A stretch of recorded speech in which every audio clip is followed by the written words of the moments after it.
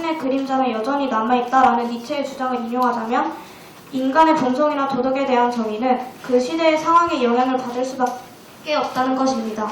이때 마키아벨리의 주장도 마찬가지로 그 시대의 상황, 이탈리아의 혼란에 영향을 받아 쓰인 주장이기에 정당합니다.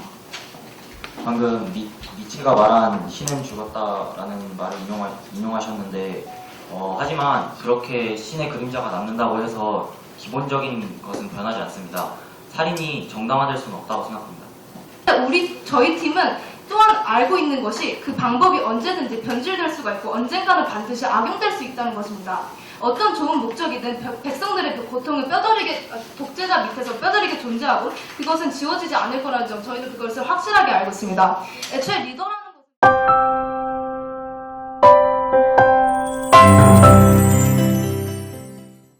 누구보다 인간과 정치, 외교를 이해하고 있는 사람이었습니다. 셋째, 과거로 돌아가 어린 히틀러를 만난다면 우리는 그를 죽여야 할까요? 살려야 할까요? 마키아벨리는 서서히 그를 죽였을 겁니다. 사회 구성원이 6명이고 그 중에 무슨 일을 해서 한 명이 피해를 보고 5명이 이득을 본다고 가정했을 때 여러분이 만약 그 5명이라면 그 일은 정당하다고 생각하실 겁니다.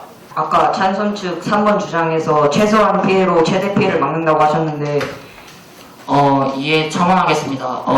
거기 3번 주장에서 어린 히틀러를 죽여가지고 다수의 피해를 막는다 했는데 그 상황에서 사람들은 히틀러가 왜 죽었는지 모르고 미래에 잘못을 일으킬 수 있다는 가능성이 있다는 것만으로도 죽인다는 것은 사람들은 언제든지 자신까지 희생될 수 있다는 생각이 불안해 떨 것이고 마키아벨리에 대해서 반대한다고 하셨는데 시대적 상황을 고려했을 때 당시 이탈리아의 마키아벨리즘보다 적합한 사상이 있나요? 그 마키아벨리즘보다 더 적합한 사상이 있다고 하는데 그 당시에 공화정이 있었습니다.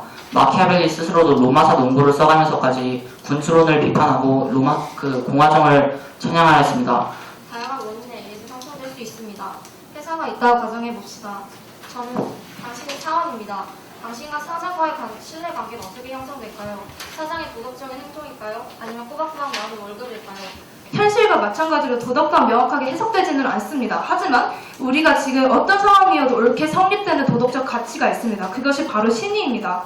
마키아벨리가 계속해서 필요할 때 언제든지 버릴 수 있다는 그 신의가 가장 중요하다고 생각합니다. 또한 청음하자면 마키아벨리 스스로도 모순점을 만들어냈는데 마키아벨리는 돈을 움직여서 언제든지 적에게 매수되거나 배신할 수 있는 용병보다는 신뢰를 통한 자국민으로 이루어진 군대를 가져야 한다고 주장했습니다. 신은 죽었다. 하지만 신의 그림자는 여전히 남아있다라는 니체의 주장을 인용하자면 인간의 본성이나 도덕에 대한 정의는 그 시대의 상황에 영향을 받을 수밖에 하지만 그렇게 신의 그림자가 남는다고 해서 기본적인 것은 변하지 않습니다. 살인이 정당화될 수는 없다고 생각합니다.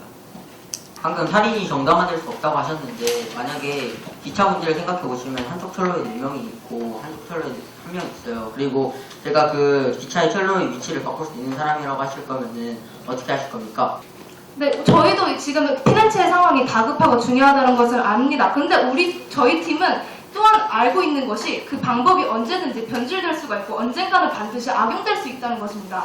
만약 르네상스가 피렌체가 다시 풍요로워진다면 그 수단과 방법을 가리지 않는 것이 아닌 더 좋은 수단을 이용해서 더 좋은 목적을 이끌어낼 수도 있다고 생각합니다. 독재라는 것은 시대를 유일신의 사회에서 인간 중심의 사회, 즉 르네상스 시대로 끌어들이는 게 아니라 유일신에서 유일 인간의 사회로 끌어주고 있습니다. 신은 언제나 옳다. 왜? 신이니까. 신은 언제나 옳은 것만을 말한다. 이러한 논리는 그저 독재를 꺼내서 얘기를 하시는데 마키아벨리의 사상은 좋은 결과를 이끌어내는 거지 독재를 하는 것이 아닙니다. 시민이 생각하기에 A 목적은 나쁜 목적이라고 생각한다고 주장하는 게 맞으신가요? 일단? 우리의 주장이 가장 적당한 타당성을 보였다고 생각합니다. 이 때문에 저희의 주장은 옳고 마키아벨리의 생각은 르네상스 시대에 옳지 않다고 생각합니다. 우리는 마키아벨리즘을 비판하는 사람들도 결국에는 인간의 욕망을 부정할 수 없고 그 결과를 이끌어내는 데에는 겉모술수적인 방법이 쓰인다는 것을 알 수 있습니다. 그러므로 마키아벨리는